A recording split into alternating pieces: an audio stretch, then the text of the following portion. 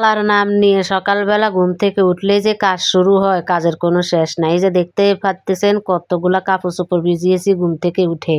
তার মধ্যে আপনাদের ভাইয়া দেখেন কত বড় বড় ২টা মাছ নিয়ে আসছে। এই মাছগুলো এখন আমি কি করে কাটবো বলেন তো? এই মাছগুলা যে বড় আমি তো ধরতেই পারছিলাম না, এত বড়। আর উঁচকাতে গেলে আমার হাত থেকে শুধু পিছলাই পড়ে যায়। একটা মাছ অনেক বড়, কাটতে আমার অনেকটাই কষ্ট হয়েছে। তো আপনাদেরকে কাটাকুটি দেখাতে পারবো না, কারণ কাটাকুটি তো দেখানো নিষেধ। তো আপনাদেরকে একটু আস্ত দেখিয়ে দিলাম। এই যে কাটাকুটি হয়ে গেছে। আসসালামু আলাইকুম, কেমন আছেন সবাই? তো আজকাল সারাদিন যা যা করেছি তারই ভিডিও নিয়েছি আপনাদের সাথে শেয়ার করার জন্য। এই যে মাছগুলো কেটেছি, অনেক মাছ হয়েছে। আর মাথা দেখেন কত বড় বড়। আমার মনে হচ্ছে ভিডিওতে একটু ছোটই দেখা যাচ্ছে, কিন্তু কি এত বড় মাছের মাথা, মানে আমি হাত দিয়ে ধরতে পারি না, ২ হাত দিয়ে এত বড় বড় মাছের মাথাগুলা। তবে এই মাছের মাথা দিয়ে আজকে আমার একটা শখ পূরণ করব। আমার স্বামী জানকে একটু শখ করে মাছের মাথা রান্না করে খাওয়াবো। দেখেন কতগুলো মাছের ডিম হয়েছে, ২টা মাছের ডিম। তবে একটা পেট একদম পাতলা ছিল, আর একটা মাছের ডিম হয়েছে, তারপরও পেট কিন্তু অনেকটাই মোটা মোটা হয়েছে। তো আমি এই যে কাঁকরোল দিয়ে মাছ রান্না করার জন্য নিয়ে নিলাম। তার মধ্যে আমি কিন্তু আবার ফ্রিজ পরিষ্কার করতেছি। মাছ এনেছে, অনেকগুলো মাছ হয়েছে, ফ্রিজে অনেক বরফ জমেছে, কি করব। তো রান্নার মাঝখানেই আমি কিন্তু কি ফ্রিজ পরিষ্কার করতেছি, আর এখান দিয়ে রান্নাবাড়ি করতেছি। তো কাজ মানে রান্নাবাড়ির ফাঁকে ফাঁকে অনেক কাজই করতেছি। তো এখান দিয়ে আমি কাঁকরোল আলু কিন্তু কি তেলে ভেজে নিয়েছি, নিয়ে তারপরে যে মশলাপাতি কষিয়ে কাঁকরোলগুলো ঢেলে নিয়ে কষিয়ে নিচ্ছি, যে মনের আশা পূরণ করব। আমার তো আর মা বাপ কেউ নাই যে আমার স্বামীকে জামাই আপ্যায়ন করে খাওয়াবে। কে খাওয়াবে? তাই আমি নিজে পূরণ করে দিচ্ছি, তার টাকা দিয়ে তার শখ পূরণ করতেছে। মানে ওর শখ বলতে আমার শখ আর কি। আমার মনে ইচ্ছা হয়েছে আমার হাজবেন্ডকে বড় একটা মাছের আস্ত মাথা রান্না করে খাওয়াবে। এসব কিন্তু যখন বিয়ে করে মানে বরের সামনে তখনই দেয়। তবে আমি তো আর সেই কাজ করতে পারতেছি না। তো আজকে আমি আমার স্বামীরকে খাওয়াইয়ে আমার মনের ইচ্ছা পূরণ করলাম। তো আমি মাছটাকে আগে কিন্তু কি অনেকগুলা তেল দিয়ে ভেজে নিচ্ছি। লবণ দিয়ে সুন্দর করে লেবু দিয়ে আমি মাছের মাথাটা ধুয়ে নিচ্ছি। আর এখানে যে কিছু মসলা তৈরি করতেছি, আদা বাটা আছে, জিরা বাটা আছে, এখানে পেঁয়াজ বাটা আছে, সব ব্লেন্ড করে নিচ্ছি একসাথে। তার মধ্যে হলুদের গুঁড়া, মরিচের গুঁড়া দিয়ে এখন ভালো করে একদম মিক্স করে নিচ্ছি। এতে মশলাটা গ্রেভি সুন্দর হবে, একটা অসাধারণ কালার আসবে।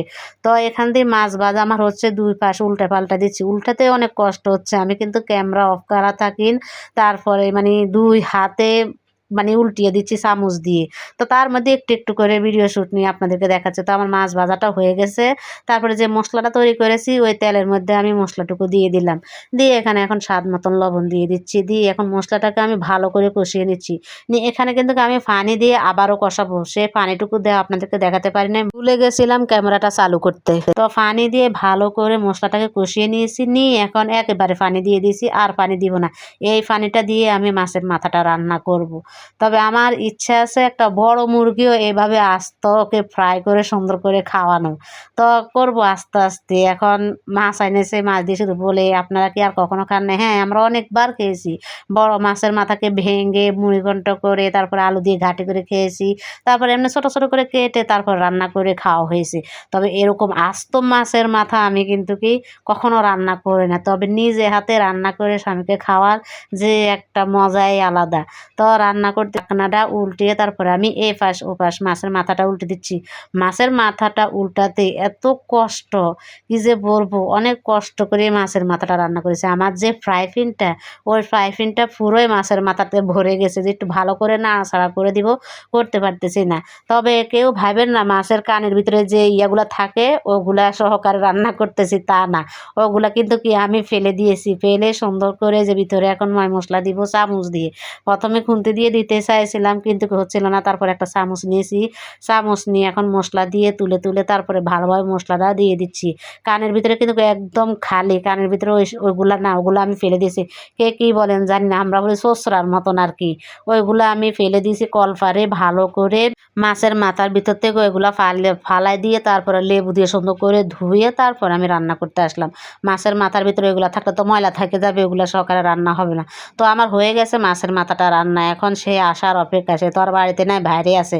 তো এটা হচ্ছে আমার সারপ্রাইজ ওকে দেওয়ার মতো। তো আসলো দুপুরবেলাতে। দুপুরবেলাতে এসে কিন্তু কি খাওয়া দাওয়া করতে বসে গেল। তো নিয়ে নিল প্লেটের মধ্যে। নিয়ে এখন কি করবে, আর এই যে কথা বলতেছে দেখেন। আপনাদেরকে শোনাচ্ছে, কি শোনাচ্ছে সেটা আপনাদেরকে পরের মানে দেখিয়ে দিব। তো এই যে মাছের মাথাটা নিয়ে তো ভয়েস দিতেছে, তো ভয়েস তো আপনাদেরকে শোনাতে পারলাম না, আমি নিজেই ভয়েস দিয়ে দিলাম। তো সে অনেক খুশি হয়েছে মাছের মাথাটা দেখে, কিন্তু একটাই দুঃখের বিষয়, মাছের মাথাটা সম্পূর্ণ খাইতে পারে নাই। এত বড় মাছের মাথা কি আর একা একা খাওয়া যায়? এই মাছের মাথা 2 দিন ধরে আমরা খেয়েছি, 2 দিন হয়েছে ভিডিওটা করা। তো দেখতে পেলেন ওই বাটি ওই প্লেটের মধ্যে কিন্তু কি ভেঙে খাইতে পারতেছে না। তারপরে আর একটা প্লেট দিলাম, ওই প্লেটের পাশে তুলে রেখেছে, ওখান থেকে একটু একটু করে নিয়ে খাচ্ছে। আমি আবার একটু নিয়ে ট্রাই করলাম। তো ভিডিওটা এই পর্যন্তই, ভালো থাকবেন, আল্লাহ হাফেজ।